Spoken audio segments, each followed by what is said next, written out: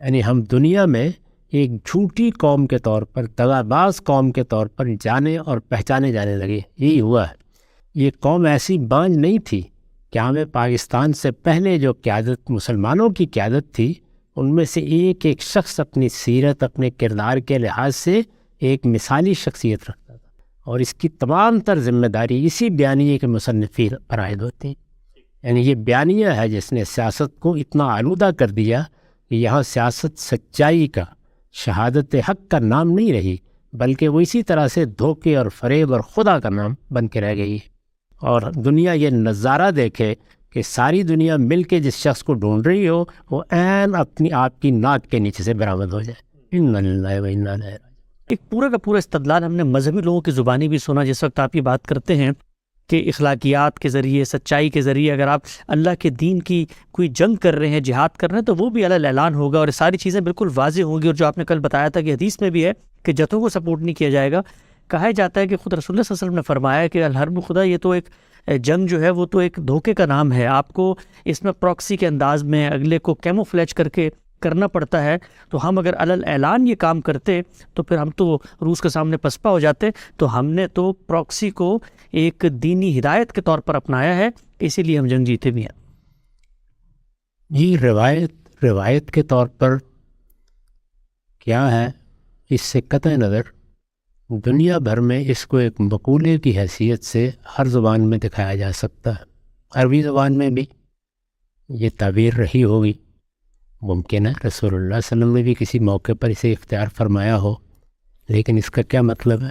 اس کا مطلب یہ ہے کہ جس وقت آپ میدان جنگ میں اترتے ہیں اور آپ کے سامنے آپ کا دشمن ہوتا ہے اور یہ فیصلہ ہو جاتا ہے کہ اب لڑنا ہے، تو وہاں آپ کہاں سے حملہ کریں گے، پیچھے ہٹ کر کیا تاثر دیں گے، آگے بڑھنے کے لیے کیا طریقہ اختیار کریں گے، اس میں بہت سی چیزیں ہوتی ہیں جس میں آپ دشمن کو ایک طرح سے دھوکے میں رکھتے ہیں. یہ مطلب ہے اس کا یہ مطلب نہیں ہے کہ آپ دنیا کے ساتھ جھوٹ بولتے ہیں، آپ قانون کی خلاف ورزی کرتے ہیں، آپ معاہدات توڑتے ہیں. دنیا جس مقام پر کھڑی ہے اور آپ اس کے ساتھ کوئی عہد کر چکے ہیں، اس سے بے پرواہی برتتے ہیں، تو یہ اس کی انتہائی غلط تعبیر ہے. اس کو ایک لمحے کے لیے بھی ایک عام انسان بھی گوارا نہیں کر سکتا، کجا یہ کہ وہ دین یا وہ مذہب اس کو گوارا کرے جس نے ایمان کا یہ تقاضا بیان کیا ہے کہ کونوا قوامین للہ شہداء بالقسط. ایمان والو، ہر حال میں سچائی کے گواہ بن کر رہو. اور اس اصرار کے ساتھ کہا ہے کہ یہ گواہی اگرچہ تمہیں اپنے خلاف دینی پڑے، اپنے اعزاء اقربا والدین کے خلاف دینی پڑے، اور پھر مزید کہا ہے کسی دشمن کی دشمنی بھی تمہیں اس پر آمادہ نہ کرے کہ تم کوئی غلط بات کرو، کوئی تقوی کے خلاف بات کرو، انصاف کے خلاف بات کرو. لا یجرمنکم شنآن قوم علی الا تعدلوا اعدلوا هو اقرب للتقوی. ہر حال میں انصاف کی بات کی جائے گی. تو یہ کیسے ہو سکتا ہے؟ ہمارے پورے دین کی بنیاد عدل و قسط پر رکھی گئی ہے. اللہ تعالیٰ کا سب سے بڑا حکم یہی ہے، ایفائے عقود، یعنی وعدوں کو پورا کرنا، عہد کی پابندی کرنا. یہ ہمارے دین کے بنیادی احکام میں سے ہے. اس میں اتنی ہی بات ہے کہ آپ جنگ میں اترے ہیں، اب مارنا ہے کسی دوسرے آدمی کو، تو جنگ میں تو آپ یہ نہیں بتاتے کہ اب ہم دائیں طرف سے حملہ کرنے والے ہیں. بعض اوقات دائیں کا تاثر لے کر بائیں سے حملہ کیا جاتا ہے، بائیں کا تاثر دے کر دائیں سے حملہ کیا جاتا ہے. بعض اوقات افواج یہ تاثر دیتی ہیں کہ وہ پیچھے ہٹ رہی ہیں لیکن پیچھے سے حملہ آور ہو جاتی ہیں. تو یہ وہ چیز ہے جس کو خدا سے تعبیر کیا جاتا ہے، تعبیر کیا گیا ہے، جس پر کوئی شخص اعتراض نہیں کر سکتا. اس کے ہرگز وہ معنی نہیں ہے اگر وہ معنی کسی نے لیے ہے تو اپنے ساتھ بھی زیادتی کی ہے اور اللہ کے دین کے ساتھ بھی زیادتی کی. اور میں آپ سے عرض کرتا ہوں کہ یہی اصل میں وہ چیز ہے کہ جس نے پیش خدا کو جنگی تدبیروں تک محدود نہیں رکھا، بلکہ اس سے آگے بڑھ کر ہمارے قومی کیریکٹر کا سب سے بڑا وصف بنا دیا. یعنی ہم دنیا میں ایک جھوٹی قوم کے طور پر، دغاباز قوم کے طور پر جانے اور پہچانے جانے لگے. یہی ہوا ہے. یہ جو سارا معاملہ میں نے آپ کے سامنے رکھا اور جو آپ نے نکات اٹھائے ہیں ان کی حقیقت واضح کی، اگر آپ غور سے دیکھیں تو اس کے اثرات اس خطے پر کتنے غیر معمولی ہوئے. دنیا میں ہمارے معاملات کی دو ہی بڑی جہتیں ہیں، ایک سیاست اور ایک معیشت۔ ہمارے ملک کی سیاست پر اس کے جو اثرات ہوئے ہیں وہ یہ ہے کہ سیاست کو بتدریج پاکیزگی کی طرف بڑھنا تھا، وہ آلودہ تر ہو گئے۔ ایسے لوگ پیدا ہونا بند ہو گئے کہ جن کی طرف دیکھ کر آدمی کہے کہ ہاں یہی تو وہ لوگ ہیں جن کو ہماری قیادت کرنی چاہیے۔ یہ قوم ایسی بانجھ نہیں تھی کہ ہمیں پاکستان سے پہلے جو قیادت مسلمانوں کی قیادت تھی ان میں سے ایک ایک شخص اپنی سیرت اپنے کردار کے لحاظ سے ایک مثالی شخصیت رکھتا تھا، لیکن پھر جو سیاست اس بیانیے کے مصنفین کے زیر اثر پیدا ہوئی وہ وہی لوگ تھے کہ جو انہی سے الہام حاصل کرتے تھے، جو انہی کی آغوش میں پیدا ہوتے تھے اور انہی کی بنائی ہوئی اسکیموں کے مطابق نہ صرف یہ کہ جس طرح یہ کرپشن کا شاہکار پیدا کرتے تھے وہ بھی کرپٹ تھے، جس طرح یہ جھوٹ بولتے تھے وہ بھی جھوٹ بولنے میں کمال پر پہنچے ہوئے تھے، جس طریقے سے یہ دھوکے دیتے تھے وہ بھی اسی طرح سے دھوکے دیتے تھے، جیسے یہ قانون شکن اور آئین شکن تھے وہ بھی اسی طرح کے لوگ بن کے رہ گئے۔ چنانچہ آپ جو اپنی سیاست میں اضمحلال دیکھتے ہیں، جس وقت فوج کے بیانیے پر گفتگو کی جاتی ہے تو بلا وہ لوگ پلٹ کر کہتے ہیں کہ سیاستدان پیدا ہی کہاں ہونے دیے گئے اور سیاست کے نظم کو چلنے ہی کہاں دیا گیا ہے۔ سیاستدان پیدا ہوتے ہیں آزادانہ سیاسی عمل سے، جس میں آپ سیاسی طریقوں سے آگے بڑھتے ہیں، یعنی جماعتیں بنتی ہیں، ان میں انتخابات ہوتے ہیں، نیچے سے مقامی حکومتیں بنتی ہیں، لوگ خدمات انجام دیتے ہیں، بار بار کے انتخابات میں لوگ ان کا محاسبہ کرتے ہیں اور اس طرح سیاست کے سیاسی عمل کی تطہیر ہوتی رہتی۔ ہمارے یہاں یہ اتنا آلودہ ہو گیا کہ بالکل ایک متفن جوہر بن کے رہ گیا اور اس کی تمام تر ذمہ داری اسی بیانیے کے مصنفین پر عائد ہوتی ہے۔ یعنی یہ بیانیہ ہے جس نے سیاست کو اتنا آلودہ کر دیا کہ یہاں سیاست سچائی کا، شہادت حق کا نام نہیں رہی، بلکہ وہ اسی طرح سے دھوکے اور فریب اور خدا کا نام بن کے رہ گئی ہے۔ معیشت پر اتنے برے اثرات ہوئے ہیں کہ ہمارے ہاں جو معیشت کی فطری بنیادیں تھیں، یعنی یہ کہ یہ ایک زرعی ملک تھا، یہاں پر زراعت کو بھی ترقی دی جاتی اور زراعت کی بنیاد پر بڑی انڈسٹری بھی وجود میں آتی۔ یہ ایک ایسی جگہ واقع تھا جہاں دنیا کی قوموں کو راہداری چاہیے تھی، اس کو ہم اپنی معیشت کے استحکام کا ذریعہ بناتے اور ہو سکتا ہے قوم کی تقدیر بدل دیتے۔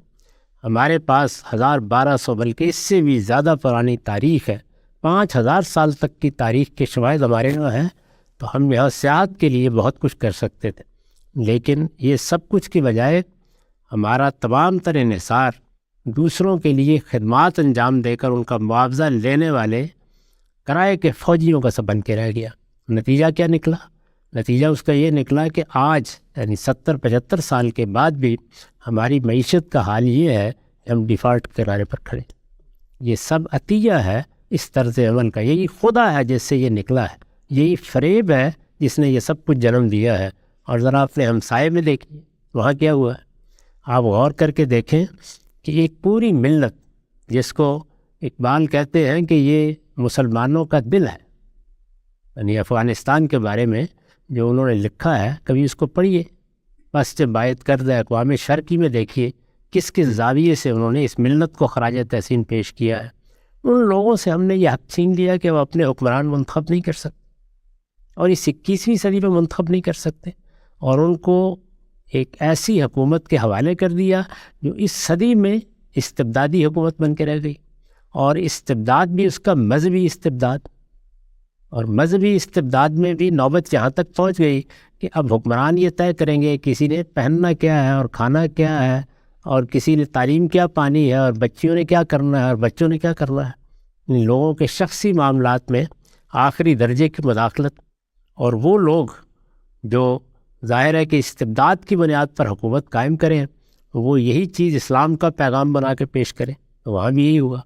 اب آپ اندازہ نہیں کر سکتے کہ وہاں اس وقت لوگوں کا کیا حال ہے، ان کو کس طرح کے معاشی مسائل درپیش ہیں، کیا صورتحال اس وقت بن کر رہ گئی ہے۔ وہاں پہ جو اچھے ذہین لوگ ہیں، دانشور ہیں، ان کو اپنا کیا مستقبل نظر آتا ہے، تو کسی قوم کے لیے جو چیزیں اس بنیادی اہمیت رکھتی ہیں وہ ساری کی ساری ان کے لیے بے معنی ہو گئی۔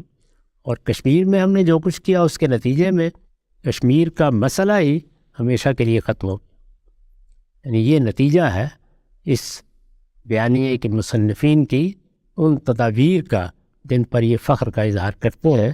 یہ حقیقت ہے کہ سوائے خدا کے، یہ صحیح لفظ آپ نے استعمال کیا ہے، سوائے فریب کے. ظاہر ہے کہ ایک بڑی قوت اگر یہ حلف اٹھاتی ہے کہ ہم آئین کی پابندی کریں گے اور پھر برملا آئین کی خلاف ورزی کرتی ہے، کبھی اسے توڑ دیتی ہے، کبھی معطل کرتی ہے، کبھی پس پردہ رہ کر آئین شکنی کرتی ہے، تو اس سے قوم کو کیا پیغام ملے گا اور لوگوں کو کیا پیغام ملے گا؟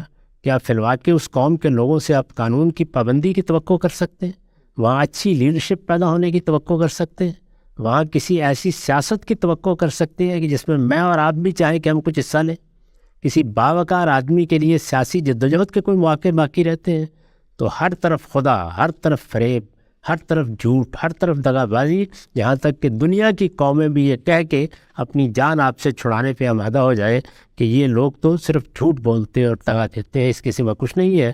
اور دنیا یہ نظارہ دیکھے کہ ساری دنیا مل کے جس شخص کو ڈھونڈ رہی ہو وہ عین اپنی آپ کی ناک کے نیچے سے برآمد ہو جائے. انا للہ و انا الیہ راجعون. اچھا، بہت ہی آپ نے یہ اہم بات فرمائی کہ جس کو ایک پورا تصور اور موٹو بنا کے پیش کیا جاتا ہے، اس کے نتائج، اس کے اثرات اور اس کے ثمرات کیسے اس قوم نے بھگتے ہیں اور مزید آگے بھگتنے کے لیے تیار ہے. ایک اور نقطہ میں چاہتا ہوں، اسی چوتھے نقطے میں جہاں پر پورا اسلام کی اورینٹیشن کی بات کی جاتی ہے، ہم میں سے ہر شخص جو واقف ہے، جن کی رشتہ داریاں ہیں، جو فوج کا لٹریچر پڑھتے ہیں، ان کی ٹریننگ سے لوگ آتے ہیں، ان سے سنتے ہیں. بھارت کے بارے میں ایک تو تصور یہ تھا کہ ازلی اپنی دشمن ہے، اس کا تو آپ نے تار و پوت ایک طریقے سے بکھیر کے رکھ دیا خود تاریخی پس منظر میں. لیکن کچھ دینی استدلالات بھی پیش کیے جاتے ہیں. ہم نے یہ دیکھا کہ خود انہی اکیڈمیز کے اندر علماء آتے ہیں، ایسے موٹیویشنل اسکالر آتے ہیں جو دینی لٹریچر میں سے، رسول اللہ صلی اللہ علیہ وسلم کی تعلیمات میں سے، آپ کے آثار اور صحابہ کی روایات میں سے یہ بتاتے ہیں کہ یہ جو کچھ ہم بنے ہیں، یہ تو صالح علیہ السلام کی کوٹنی کے طور پر جو ہے یہ اللہ تعالیٰ نے ایک بنا دیا، اس کو ہاتھ لگایا تو عذاب آ جائے گا، اور بنے ایک بڑے مقصد کے لیے ہیں. اور وہ مقصد یہ ہے کہ جب پھر عالمی جنگیں ہوں گی اور اس کے بعد یہود کا غلبہ ہوگا تو یہاں پر ایک غزوہ ہند ہونا ہے، اور اس کی بشارت خود رسالت مآب صلی اللہ علیہ وسلم نے دی ہے. وہ کیسے ہوگا، کون کرے گا؟ ہم ہی تو کریں گے. تو ہمارے فوجیوں کو موٹیویٹ کر کے یہ نعرہ لگوایا جاتا ہے کہ بھئی who are you, we are بت شکر. یہ غزوہ ہند کیا چیز ہے؟ کوئی چیز نہیں ہے. اس طرح کی روایات واعظوں کے لیے ہوتی ہیں، وہ ان کو بیان کرتے رہتے ہیں. رسالت مآب صلی اللہ علیہ وسلم کی نسبت سے کوئی بات اگر بیان کرنی ہو تو آخری درجے میں اس کو متحقق ہونا چاہیے. یہ کوئی متحقق روایت بھی نہیں ہے، لیکن اگر تھوڑی دیر کے لیے مان لیں کہ اس طرح کی کوئی بات آپ نے فرمائی تو یہ غزوہ ہو چکا. دنیا کی تاریخ اس بات سے واقف ہے کہ یہاں مسلمان بنو امیہ کے زمانے میں آئے، انہوں نے آ کے اس علاقے کو فتح کر لیا. اسی کے نتیجے میں یہاں 1000 سال تک مسلمانوں کی حکومت قائم رہی، اور اسی کے نتیجے میں بہت بڑی تعداد یہاں مسلمانوں کی ہے. یہ ملک بھی اگر کہا جا سکتا ہے تو اسی کے نتیجے میں بنا ہے. تو وہ ہو گیا غزوہ. کس غزوے کو ہونا ہے اور کہاں ہونا ہے، یہ بے معنی باتیں ہیں جو عام طور پر کہی جاتی ہیں. نہ اس کے پیچھے علم ہوتا ہے، نہ اس کے پیچھے تاریخ ہوتی ہے.